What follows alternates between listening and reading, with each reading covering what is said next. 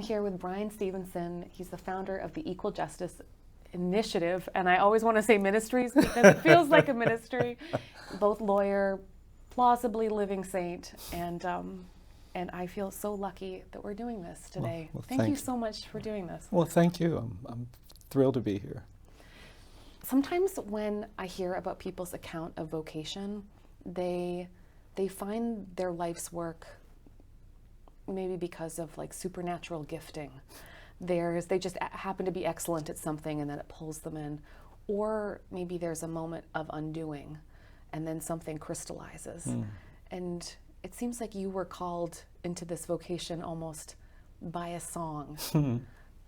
No, I think that's right. I mean, I grew up in a community where most of the adults hadn't gone to high school, let alone gone to college, and it was this powerful intervention by lawyers into our community that made that community open up the public schools to black kids, because when my dad was a teenager, black kids couldn't go to the public schools, and there were no high schools for black kids, and so the expectation even of high school wasn't something I could see or touch. But I went to high school, and I think we were just so kind of energetic and excited to take it all in, and we played sports and we did music. And I went to college with that same kind of energy and that same kind of curiosity, and I was really focused on the now and not on the later. I was a philosophy major, and it was in my senior year that somebody came up to me and said, now you know nobody's going to pay you to philosophize when you graduate from college. And it kind of hit me hard because I hadn't really thought about it. Yeah. And I knew a lot of people were continuing education. I loved school, so I said, well, I'll do that. And I started looking into graduate programs in history or English or political science. And much to my dismay, I realized that to get admitted to graduate programs in history, English, or political science, you have to know something about history, English, or political science, which I didn't really feel like I did. And I kept looking, and to be honest, that's really how I found my way to law school, because it was clear to me, you don't need to know anything to go to law school. And I ended up at Harvard Law School with that mindset, but I knew I wanted to do something about inequality and injustice and the poor and racial bigotry. And I was really frustrated because it didn't seem like anybody was talking about that. I was not well informed. I'd never met a lawyer before I got to Harvard Law School. Wow. But I had these aspirations, and after the first year I was so disillusioned I actually left and I went to the School of Government to pursue a degree in public policy because I thought that would be more fulfilling. And I remember the day 2 months into that program when I woke up and I looked in the mirror and I thought, wow, I'm even more miserable here than I was at the law school. And it seemed as if they were teaching us to maximize benefits and minimize costs. But it didn't matter whose benefits got maximized and whose costs got minimized. And I found that alienating. Went back to the law school and then took this course that did send me to the Deep South, and eventually led me to a place that I felt very intimidated by, death row in Georgia. And I was just supposed to tell someone that they weren't at risk of execution anytime in the next year. And I was so nervous and so overwhelmed when they finally brought this condemned man into the room. I remember he was burdened with chains. He had handcuffs on his wrists. He had a chain around his waist, shackles on his ankles. And I just was overwhelmed by the visual of it. And when they had him unchained, I forgot everything. And I just started apologizing. So I'm so sorry. I'm just a law student. I don't know anything about the death penalty. I don't know anything about criminal procedure, or appellate procedure, or civil procedure. And then I remembered, I said, but I am here to tell you that you're not at risk of execution anytime in the next year. And that's when this man grabbed my hand and he said, wait, say that again. I said, you're not at risk of execution anytime in the next year. And the man said, wait, say that again. And I said, you're not at risk of execution anytime in the next year.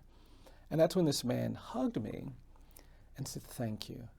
He said, you're the first person I've met in the 2 years I've been on death row who's not a death row prisoner or a death row guard. He said, because of you, I'm going to see my wife, I'm going to see my kids. I've been talking to them on the phone, but I haven't let them come and visit because I was afraid they'd show up and I'd have an execution date, and I didn't want them to have to deal with that.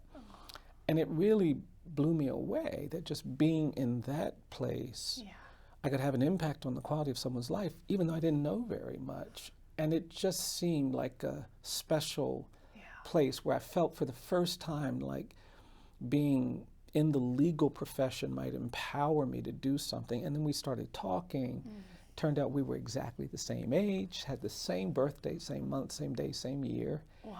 And 1 hour turned into 2 hours, 2 hours turned into 3 hours, and I was only supposed to be there for an hour. But I just kept talking, and we were just lost in conversation. And then the guards came in after 3 hours, angry that I hadn't ended the visit when I was supposed to. And they took it out on this man, threw him against the wall, pulled his arms back, put the handcuffs on his wrists tightly, wrapped the chain around his waist violently, put the shackles on his ankles. And I remember begging them to be gentler, saying, look, it's my fault, it's not his fault, he didn't do anything wrong. And they were shoving him toward the door, and I just felt so terribly. And then I remember how he planted his feet when he got in front of the door.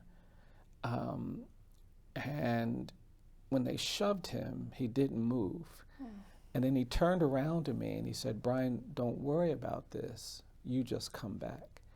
And that's when he closed his eyes and began to sing a hymn. And he started singing, I'm pressing on the upward way. New heights I'm gaining every day, still praying as I'm onward bound. And then he said, Lord, plant my feet on higher ground. And it was just a moment of clarity. Even the guard stopped.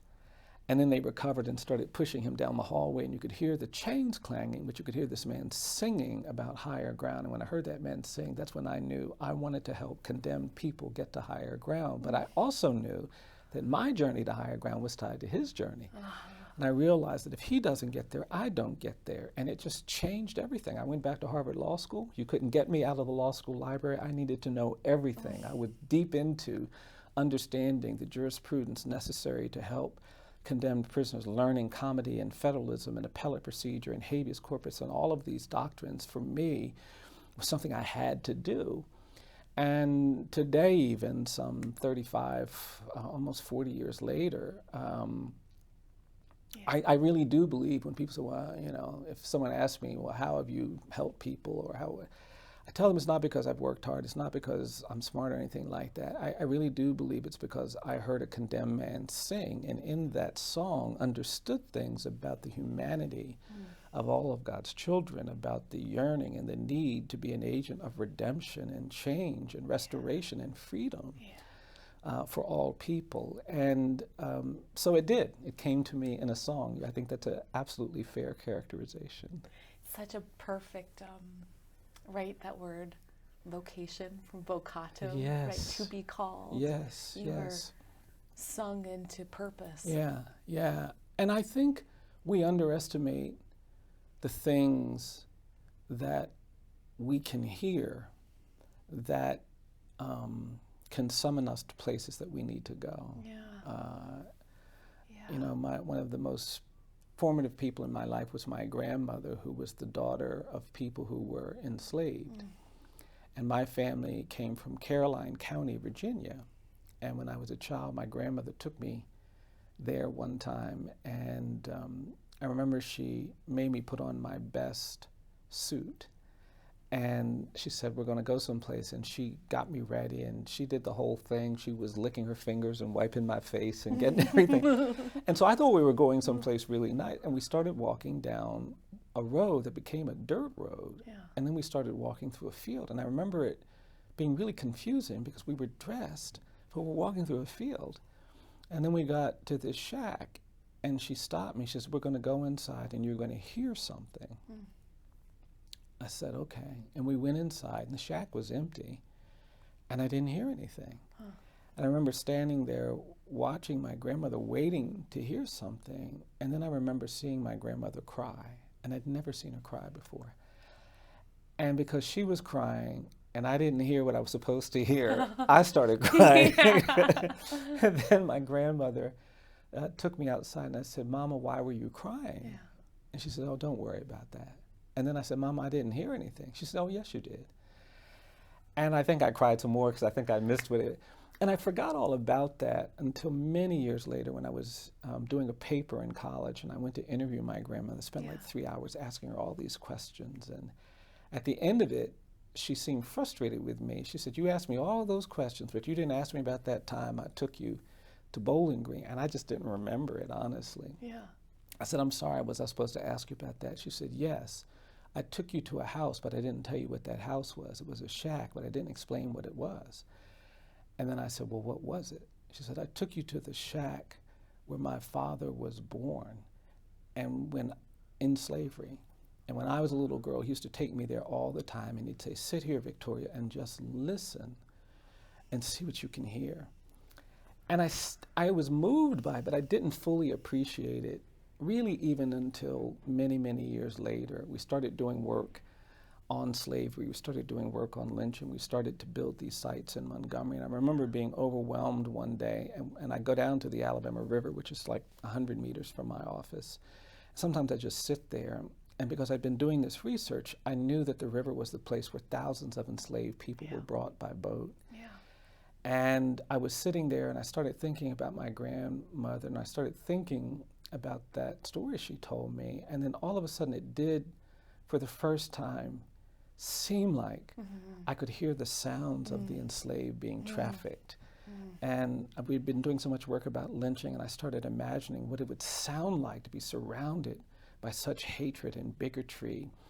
And I, started thinking about growing up at the end of Jim Crow and hearing parents and adults make those sounds of indignation because they'd see these signs that said white and colored, and the dehumanizing and humiliating architecture that they lived through. Yeah. And then I thought about the sounds I hear when I go into prisons, which can be just so rooted in grief and suffering. And I was kind of hearing that. And then all of a sudden the sounds began to evolve. It wasn't just the sounds of people enslaved and lynched and segregated and in prison, expressing their grief and their pain and their suffering. It was also the sound of people who were committed to struggle, committed to survive, committed to find a way, passing on something to people like me, to their children and grandchildren and great-grandchildren. And it felt like another calling. And it really has animated the work we've done in Montgomery to create these cultural sites. Oh, that's beautiful. Yeah. There's a metaphor you might really like then. It was in a book I read recently. Yeah. It was Jeremy Begbie, and he was talking, when you are describing the beautiful sonar connectedness where one person's humanity then becomes your humanity, and then the truth rings through you both. He was describing, Jeremy Begbie is like an amazing musician, but he's also a theologian. And he was saying, well, we always use these spatial relationships for people and the way we relate, more of me, less of you, or of God. And if we imagine a sonar metaphor, there is then we're all less like objects displacing one another, and then more like tuning forks, where one, like a note rings, and then you feel the truth of it. And sometimes when we're in the great joy of getting to learn other people's stories, my producer and best friend Jess and I always talk about flicking the cord, where you feel it ring, and we're like, does it pass that test? And absolutely. I love that the endless ring then of other people's pain, and then what it requires of us. I think we're surrounded by so many opportunities to hear the things we need to hear, to see the things we need to see, to feel the things we need to feel, even in places where we don't expect them, like on death row, or at an empty river, or an abandoned dwelling that was inhabited by enslaved people. And I feel like I've been really fortunate, blessed, that people and places have at times been spaces where I can find truth and encouragement and knowledge and peace. Your reasons too for choosing Alabama after law school, it made me think of when, as a historian, I love maps, and I love maps of empires, because when you see moments of disruption and revolution, you can always, there'll be like a flare, and it's almost like it proves, it shows to you like a crack in the world, and where, especially in almost like tectonic plates, that the failure of an ideal shows you like the brokenness in a way that you could never see if you were, in the middle of Rome. And it sounds like you chose if you were going to like lay out a map of the inequality that you were about to sort of see all the layers of in the justice system, you could spatially pinpoint Alabama. You know, it's a really interesting way to think about it, because I think you're absolutely right. And I didn't even fully appreciate it. I mean, I knew that in the late 1980s, there were no public defenders in Alabama, that people were literally dying for legal assistance. In 1989, a quarter of the executions in the United States took place in Alabama, and there were no institutional resources. And so I knew that something had to be done. I'd been, you know, working for 3 or 4 years, and so I said, I'll go. But as I continued to work there, this consciousness about the map, about the centrality of that space, as part of this larger story of injustice and inequality and oppression and abuse, it became clearer and clearer and clearer to me. And I do think there is a story there that has informed, you know, the work that we continue to do. Most people don't really appreciate that the domestic slave trade, which shaped the American South in the 19th century, was different than the transatlantic slave trade, the abducting of Africans and putting them on boats and trafficking them across the sea. There was a port in Charleston, but most of those people were trafficked to the north or the mid-Atlantic. It's only at the end of the 19th century that we see this movement of enslaved people from the mid-Atlantic states in the north to the deep south. I mean, states like Alabama weren't states until 1820. Mississippi, these were all jurisdictions that didn't even have status until the 19th century. And Louisiana, Alabama, Mississippi, and Tennessee and Arkansas had rich, fertile land, and these white landowners came into this region and they needed enslaved. So hundreds of thousands of people were trafficked to the deep south, and Montgomery became one of those hubs. You know, the slave population of Alabama went from 40,000 in 1820 to 400,000 in 1860. That's a huge increase in a span of 40 years. And so they were all coming into this space literally down the street from my office. And then after emancipation was also the place where there was this violent resistance to equality. And so the lynchings and terror and the violence that was used to sustain Jim Crow and segregation was very resonant in that place. And then, of course, a century later, it was Rosa Parks and Dr. King and Joanne Robinson and Claudette Colvin and John Lewis and other amazing people who got together and felt called to challenge this. And the Montgomery bus boycott started, you know, the civil rights movement that led to so many changes in American society. And so it is a powerful place, and when you understand that history, you begin to understand kind of where you're standing. And I do think there's real value in understanding the map where we live, the space where we live, the history of where we live, because it tells a powerful story, and sometimes we're a really important part of that story. So you're now a historian's best friend. Thank you for that, resident.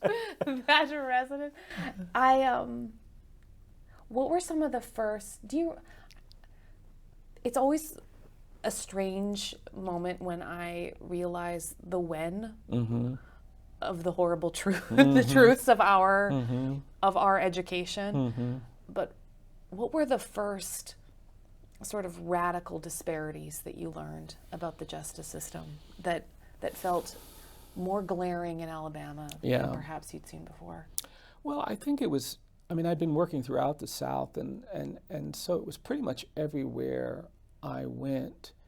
I mean, I think it became very clear to me early on that our system treats you better if you're rich and guilty than if you're poor and innocent, that it was wealth, not culpability, that was going to be the biggest factor in what was going to happen. And that was disappointing to me, because that's not what we were taught in law school, and people had been silent about that reality. And because I was representing people who were poor, I knew that it wasn't going to be enough just to kind of make this effort. We were going to have to talk about these structures and systems that disadvantaged our clients. And then, of course, the race stuff was very evident. You know, it just seemed like every time I was in court, I and my client were the only black people there, and none of the decision makers were ever black. I mean, the prosecutors would exclude black people from serving on juries.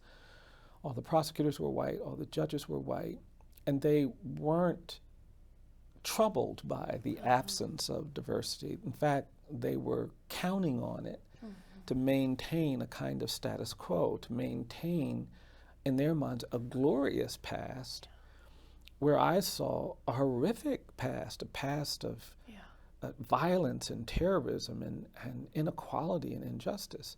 And so that conflict between those who were trying to preserve the past and those of us who desperately needed the past to become something different was a whole kind of extra legal aspect to the work that I was doing. And of course it played out in the cases, it played out in the rulings.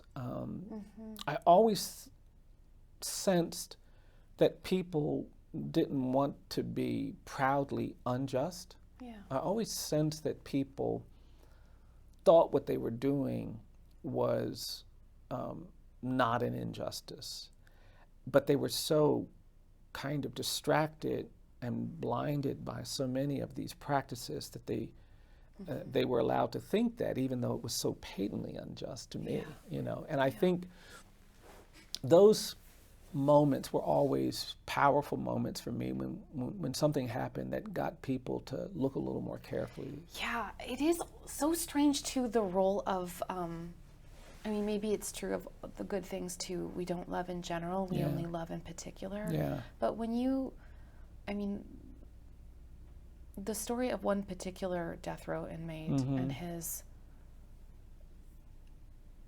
obvious to you immediately, in a sense, was sort of galvanized. I wonder if you could tell the story of Walter McMillan. Sure, Well, I mean, he was one of several people I met. He was convicted and sentenced to death in Monroeville, Alabama, which is the home of Harper Lee. It's where she grew up and wrote the great novel To Kill a Mockingbird. And that community, after some pushback, initially embraced the story. And so when you go to Monroeville, it's like a shrine to Kill a Mockingbird.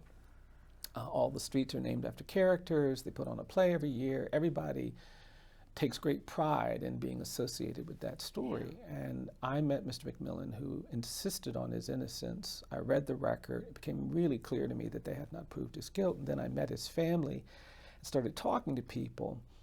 And then I was absolutely persuaded of his innocence. And we just started fighting. And I thought we could just explain to people that he was with his family 15 miles away. You need more information. I am here to provide that information for you. You probably can't know this. You didn't know this. But he was actually with 30 people at his home raising money for the church when this crime took place 11 miles away. All of them were with him. They all know he's innocent. You need to respond to this and allow him to go. And instead of reacting to that with shame and horror, they were like, nope, not going to do that. And they just pushed even harder, you know, to get him executed. And I think the struggle was illuminating, that it was so obvious that he was innocent. And yet they were so committed to maintaining his guilt. It became clear to me that this wasn't about guilt or innocence. This was about power and using power to kind of advance these long existing narratives about who's dangerous and who's not. And it was a challenging case in a lot of ways, but it was also a powerful case because I saw the community come together and people find their voice and find their courage and find their strength. And when we finally went to court, I mean, the courtroom was packed full of black folks and people, poor white people who had come, he had worked with. And they were there looking for justice. And that for me was really exciting. And, you know, the intensity of the hearing, you know, I wrote about after the first day, the prosecutors were mad that the courtroom had been filled with so many people of color and supporters of Mr. McMillan. So the next day, they didn't let his people come in, and they changed the courtroom around. They put a metal detector inside the courtroom door that you had to walk through, and then they positioned this huge German Shepherd dog you had to walk past to get inside the courtroom. And they were telling black folks, oh, you can't come and you can't come in. And when I got there, I went to go into the courtroom, and the deputy said, oh, you can't come in. I said, well, I'm the defense attorney. I think I have to be able to come in. He said, let me check. And he ran and came back. He said, well, you can come in. And they had filled the court, half filled the court, with people who were supportive of the state. And I was really angry. Yeah. And I walked through this metal detector, and they positioned this huge German Shepherd dog you had to walk past to get into the courtroom. Yeah. Complained to the judge didn't do anything. And I went outside and explained to the black community and the leaders that they had done something really unfair, but we'll get this sorted out for tomorrow. And they said fine. And they started identifying people to occupy the few seats that were left. And they identified this older black woman named Ms. Williams. And she was so honored to be identified as a representative. And I was inside when they finally started letting people come in, and I saw this beautiful older black woman walk through the doors of that courtroom with such dignity and such grace. And she held her head up high and she walked through the metal detector. But when she got in front of the dog, you could see the fear just paralyze her. And she stood there and her body started to tremble and shake. And then I saw tears running down her face. And then I heard her groan loudly and watched her turn around and run out the courtroom. Other people came inside. We had a good day in court. I'd sort of forgotten about her until I was walking to my car that evening. And when I was walking outside, she was sitting outside, and she came over when she saw me. She says, Mr. Stevenson, I feel so bad. I said, oh, Ms. Williams, don't you worry about what they did. She says, no. I was supposed to be in that courtroom. I was meant to be in that courtroom. I should have been in that courtroom, and I failed. I said, Ms. Williams, please don't feel bad. They shouldn't have done what they did. She says, no. I let everybody down today, and I just feel it. And she started crying. I said, please don't worry about this, Ms. Justice. She said, no. I was meant to be in that courtroom. She said, but when I saw that dog, all I could think about were those protests where they put those dogs on us. I thought about Selma in 1965. And she walked away with just tears running down her face. I felt terribly. Her sister told me the next morning that when she got home, she didn't talk to anybody, she didn't say anything, but they could hear her praying all night long. And she was praying, Lord, I can't be scared of no dog. And the next morning she called the ministers and said she wanted another chance to be a representative. And on the trip from the house to the courthouse, her sister said she kept saying, I ain't scared of no dog, I ain't scared of no dog. And I was inside the courtroom the next day when they opened the door, and there was Ms. Williams. And you could hear her saying audibly, I ain't scared of no dog. And she walked through the door, and she walked through the metal detector, and she walked up to that dog, and she said, I ain't scared of no dog. And she walked past the dog and sat down on the front row of the courtroom, and she looked at me. She said, Mr. Stevenson, I'm here. I said, Ms. Williams, it's good to see you. And then I started working on my papers, and then a few minutes later she said, no, Mr. Stevenson, you didn't hear me. She said, I'm here. And I looked, I said, no, I do see you. I'm glad to see you here. And the judge walked in, and everybody stood up when the judge walked in, and then everybody sat back down. And I noticed that people were staring, and I turned around, and Ms. Williams was still standing. And the courtroom got really quiet, and they were looking at her, and that's when she said one last time, she said, I'm here. And it became clear to me then she wasn't just saying I'm physically present. What she was saying is I may be old, I may be poor, I may be black, but I've got this vision of justice that compels me to stand up to injustice. And I really have come to believe that sometimes the two most important words we can articulate when we're trying to minister, when we're trying to help, when we're trying to serve, when we're trying to be a friend, when we're trying to do something hard and difficult, the two most challenging but sometimes the most important words are I'm here. And it is that expression of presence in places that are difficult and challenging that represents something so much more powerful than a lot of the other words that we can say. You don't always have the answers, you don't always have the skills, you don't always have the knowledge that you'd like to have, but if you have the willingness to be present, it's amazing what you can do. The courage of like witness. Yes, that indeed. Co-suffering. Yes, exactly. Where like I will put my toes, curl them around the edge. Yeah, that's and right. I will stare it down with you. Yeah, that's right. That is an intense. Yes. I love, and that is it is a beautiful thing to be near. Yes, indeed. You're like, and indeed. you are here. Exactly. Thank you. Yeah, absolutely. There's a kind of witnessing that it changes when you describe the grind of like the inhumanity of all of the horrible bits, like the way that moving through the process can like strip away the feeling Yeah. that man got back when he sang. Yeah. I think the thing that surprises me so much is when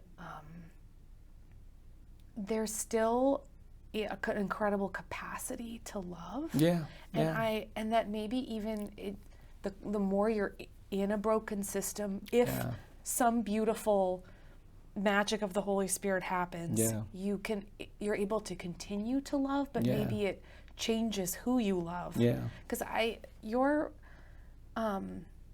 witness reminded me of this book I read recently. She was a friend of the podcast. Her name was Sarah Centillas.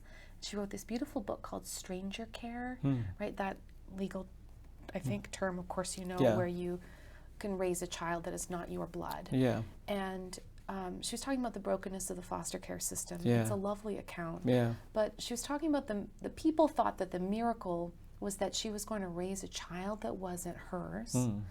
And when as she's moving through the horror of, just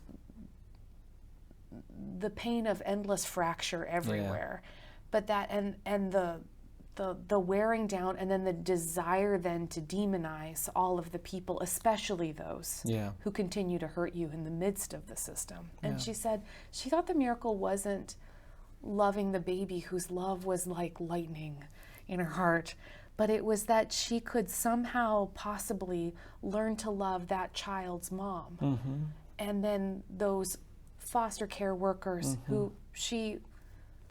and those participating in systems that perpetuated brokenness. And I thought, when I read and see you, I think there is something about the transformation of then who we decide is worthy of our love that feels like it goes directly up against the experience of actually being in the system in the first place. Yeah, I think that's exactly right.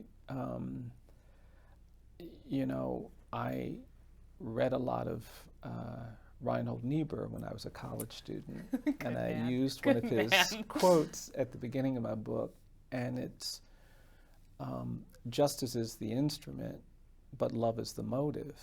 And I do think if our quest for justice, if our desire for justice isn't rooted in a kind of love of everyone, not just those on whose behalf we're seeking justice, but a love of everyone. Because I think of injustice like a terrible disease, and it's this kind of infectious, kind of toxic thing, and you don't want anybody burdened by the attributes of that illness. And you're trying to shield people who are most vulnerable, who are likely to be victimized by the injustice, but you want everyone to be free of this horrific malady that causes you to not see humanity and to see dignity and see personhood and to see grace and redemption. And I do think you have to yearn for a kind of love that you can give to any and everyone. It's grossly indiscriminate. Grossly, and I talk about this person I met in my book, and we won these cases banning life without parole sentences for children, so I was going around the country representing a lot of kids, and I was going to New Orleans a lot, because Louisiana had one of the highest rates of child sentencing to death in prison of any state. And I was back there a lot and kept going to court, and I was representing these two people who'd spent nearly 50 years at Angola plantation prison in the state of Louisiana. And there was always this woman in court when I would go there, and she would just watch me. And finally, we got a court to grant relief for this man who is now blind, who'd been in prison for nearly 50 years. And it was such a powerful moment because when she granted relief, there were all of these people in prison in the jury box waiting for their sentencing hearings, and the courtroom was filled with those people. People just actually started to applaud when they heard the story, and it was one of those moments. And when I was leaving, we had to wait a couple of hours to get the papers. This woman I'd seen so often was sitting on the steps, and she called me over, and she told me her story about how her son had been murdered, and she had come to the court a lot to be a part of these proceedings to demand justice. And when these young people were finally convicted of this crime, she didn't feel vindication and justice. She felt just overwhelmed because she saw their mother sitting in the courtroom crying. And she said she just felt compelled to go over to them and put her arm around them. And she said for the last, I don't know how many years, she said for years, I come to the courtroom and I look for people who are just suffering, whose hearts have been broken because they've lost somebody or because they're about to lose somebody who's going off to prisons. And we, you know. And then I just left. And Yes. I just scoot up next to them. Yeah, that's right. And my ministry is yes, the, that's right. is the That's leading kind. Exactly. And then she said to me, she says, I know what you are. It's always ominous. Yeah. And then she said, you're a stone catcher like I am. And we sat down next to each other and just started talking about, you know, the scripture where Jesus is confronted by those who are ready to condemn the woman who's been caught in adultery. Yeah. And they want to trick him, and they say, you know, tell us what to do. We're going to, the scriptures tell us we should cast stones and kill this woman. And of course we read that, you know, Jesus makes marks in the ground and then very, in a disruptive way says, you know, we'll let whoever of you is without sin cast the first stone. And they're challenged by that, convicted by that, and they all walk away. And he just says to the woman, go and sin no more. And what's powerful for me about that story is that it required a certain amount of consciousness for those who condemn to recognize that they were not without sin and put down their stones.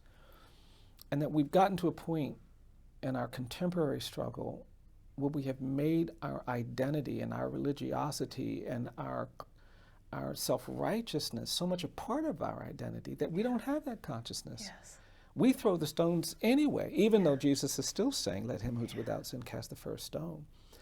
And I just think that that means that some of us can't just shake our heads and be outraged by that. Some of us actually have to position ourselves in front of the condemned, in front of those who would be the objects of this, and we have to catch those stones. And I want to catch the stones that are thrown at my clients. I want to catch the stones that are thrown at children. I want to catch the stones that are thrown at people who are suffering from trauma and addiction and abuse. And I want to catch them because I don't want them to be battered and beaten and destroyed by this unjust anger and violence. But I also want to catch them to give those who cast the stones an opportunity for one more chance to hear what we are supposed to hear, to be called to what we're supposed to be called to, which is not condemnation and judgment, but to justice and mercy. Yes. And in that respect, I think you're right. You do have to, you have to have a kind of consuming love that gets you to see everybody. If your love is the kind that can only flourish when you blind yourself to these people and their needs and these people and their needs, I just don't think it's going to be that kind of love that endures, that lifts and transacts. It does always feel like watching. I spent my 20s studying faith healers. Yeah. So I know the feeling of standing there hoping that a thing like the suspension of the laws of gravity might happen. Yeah. But I think people get that feeling when they see someone like they see someone either forgive, they see someone somehow whole, they see someone give up on a position that they once had. But I had Ray Hinton's been on the podcast. Oh, wonderful. And that is the miracle feeling of being near him. Is, so if you wouldn't mind introducing people who might not have heard about Ray's story. Sure, but that is a kind of completeness. Absolutely, absolutely. Yeah, no, Anthony Ray Hinton, wrongly accused, wrongly convicted, wrongly condemned to death for crimes that took place in Birmingham in the 1980s, spent nearly 30 years on death row in Alabama. Yeah. Didn't talk for the first 3 years he was on death row because he was just so angry and frustrated and unnerved by what had happened to him. And then he began to find his voice and just never gave away his hope. He's a remarkable human being, this incredible spirit of joy and spirit of compassion. And I had the great privilege of representing him, and for 16 years we fought, and we'd go back and forth, and it was a roller coaster. And sometimes, you know, we'd get an adverse ruling, and it was the hardest thing for me to call him up and say, Ray, I'm sorry, but the court ruled against us. And even in moments like that, he would often say, you need to take care of yourself. He wouldn't even comment on it. You need to go home and you need to do something nice, and just the kind of spirit he has. And we eventually prevailed and got the case overturned after going all the way to the U.S. Supreme Court. And I remember talking with him on the morning of his release, because he had to be released in the jail. It said, we're going to release him at 9 a.m. Now, I was there at 7:30. I said, let's go. You know, I didn't want him to. And they refused to let him out until the 9 o'clock. So we were back there, and I was even mad about that. And is this not enough? You want that extra hour and a half of his life? I mean, really, they've taken 30 years that they can't get back to you. Yes. Here's an hour and a half that they could give you. Yeah, I'll take it. But we were talking, and I was still feeling, you know, just provoked by it all. And he was telling me that he had been up all night. He says, Bryan, I made an important decision. I said, what's that? He says, I've decided I have to forgive them for what they did to me. He said, I can't hate them. If I walk out of here hating them, they'll still have me in prison. Because hatred is a kind of prison. Our unwillingness to forgive creates a kind of constraint on our hearts, on our spirits. And, you know, he embodies that powerful truth, that powerful freedom that comes with understanding that without forgiveness, without compassion, without a desire to create space for those who've harmed us to recover, we don't ever recover ourselves. And yeah, he's a beautiful human being. You can't ask anyone ever to do it, but if you ever see it, absolutely. You just Absolutely, absolutely. No, and I think that's what's really important, is that if you're yearning for truth and you're yearning for justice, and that's why in our work we're really trying to create this new era of truth and justice. What we say we want when we invite people to our sites, the museum and the memorial, and this work we're doing on the race and the history. We want an era of truth-telling because we think that truth-telling opens us up to all kinds of things that we will now feel obligated, feel motivated to do. There is such an intense, well, of course, there's an enormous debate right now about public forgiveness, which I'm sure you are mired in every day. And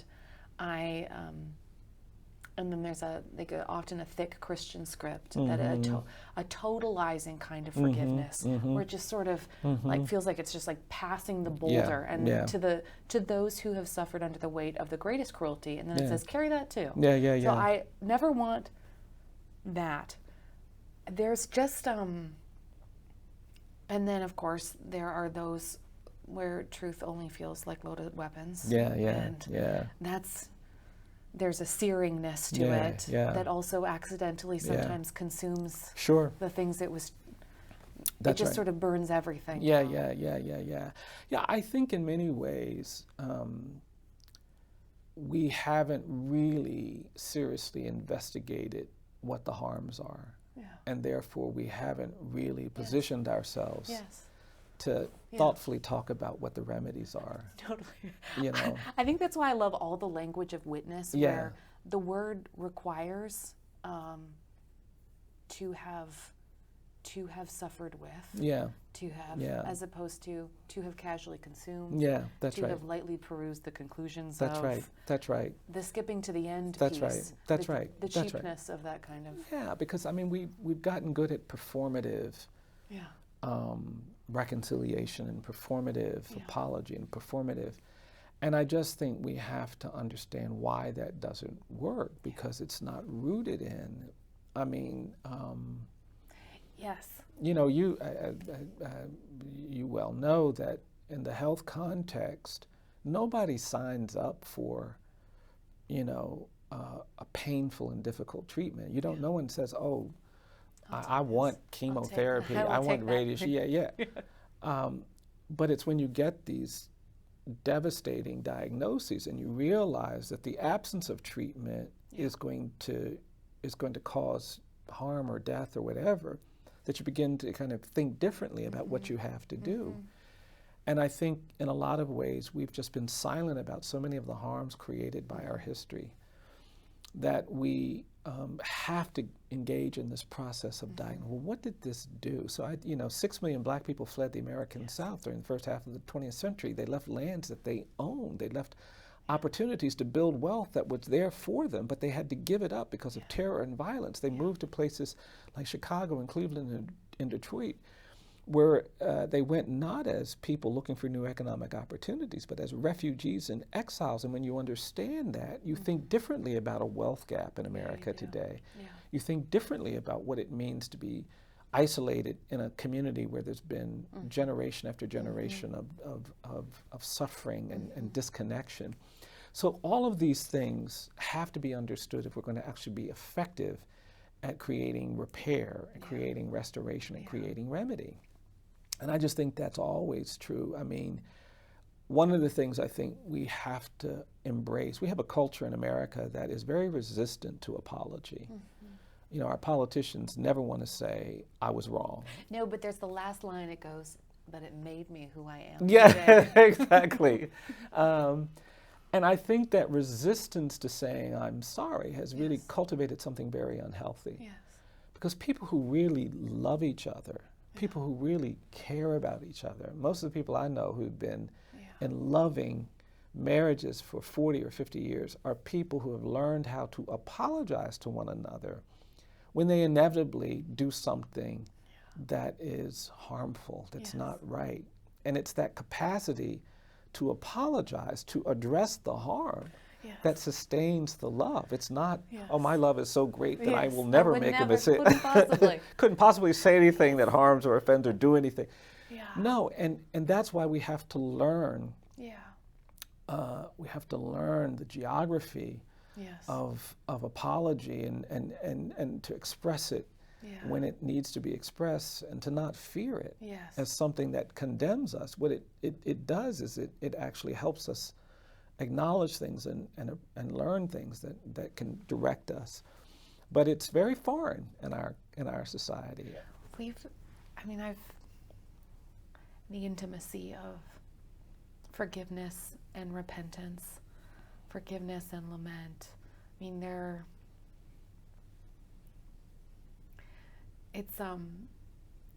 so I studied the history of positive thinking. And Americans, of course, pioneered it and perfected it. So you can even hear it in an interview where you say something hard, but then your voice has to go up. I'm sure that's right. It's hard to, and then like all that's the sweetness of those minor notes that we have to play for people to hear the whole song. That's right. I've only done a little on, every time I tread into the deep waters of talking about forgiveness, one of the first, especially for people who have suffered, there's an immediate desire to know if people really deserved it. And the deserve language is such a, like, let me pre-know. And it made me think of this conversation I had one time with this man named Philip Yancey. And he wrote a lovely memoir. It's a beautiful title, Where the Light Fell. And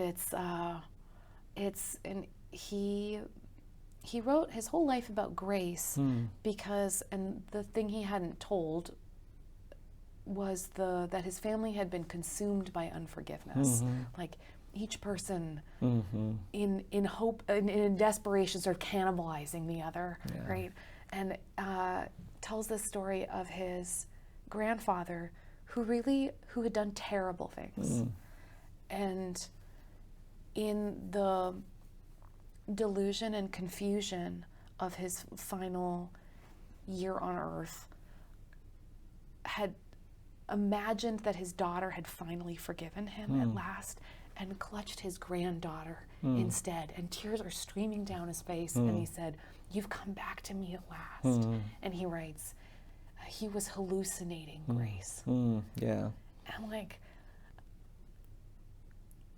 when I read this story, I was struggling with the questions because I knew I couldn't say, well, this man deserves to be. Yeah, yeah. You have to help people understand the complicated web of fighting for people where they don't have to pass the deserve test. Yes, yes. I mean, I think it's such an important frame, at least for me.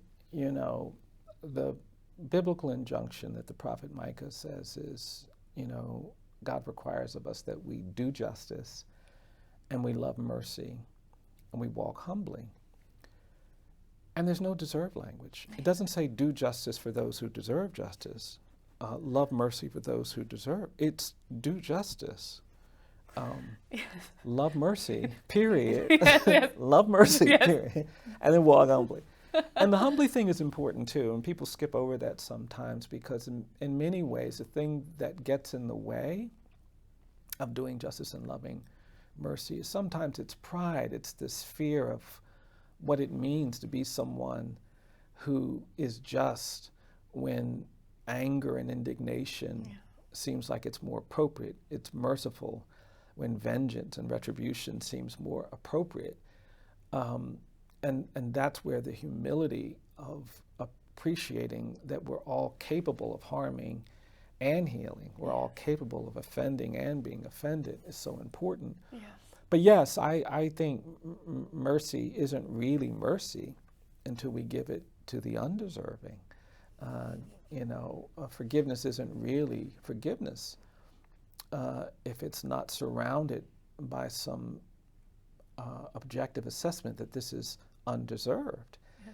Because otherwise you're just giving someone what they are due. It's not even really getting your taxes done. Everyone gets what they deserve. Exactly. And the formula has been That's done. exactly right. And I think what's powerful in the writings of people like Mr. Yancey and so many of the other folks is that they explore the multiple ways in which those who suffer, I mean, when you suffer a lot, it can distort your capacity to be generous, to be kind, to become, because you're so weighed down by the injury, by the harm, by the pain that you're dealing with.